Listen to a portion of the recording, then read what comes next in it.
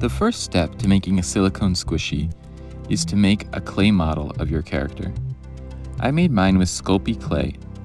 I made the form with foil and covered it with the clay. I used the blunt end of an X-Acto knife to sculpt in eyes and add details.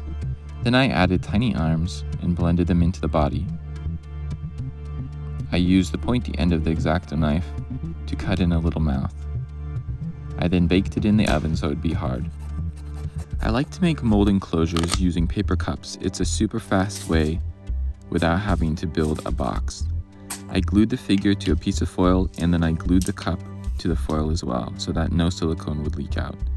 I used Mold Star 14T because it sets very fast. You mix together equal parts of part A and part B. You need to make sure that you mix it really well so that it sets correctly. I then poured it in over the sculpture. It takes about 9 minutes to set.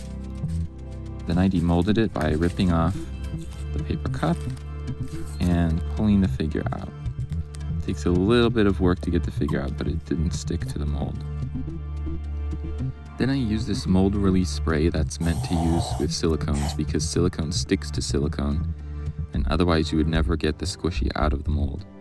I mixed equal parts of dragon skin and added this special additive called slacker, which will make the silicone very soft and squishy. Then I added some silicone pigment for color and mixed it into the A side of the silicone. I also added flocking fibers to the mixture to break up the color a little bit. I then put all 3 parts into one cup and mixed it together very thoroughly to make sure that it will set correctly. Once I poured it into the mold, I pounded it on the table to try to get some bubbles out. It took about an hour to set and then I demolded it. Because of that softener additive, it makes the silicone a little sticky, so I ended up adding a tiny bit of cornstarch to the outside to just make it not stick to your hand as much. And there you go, silicone squishy.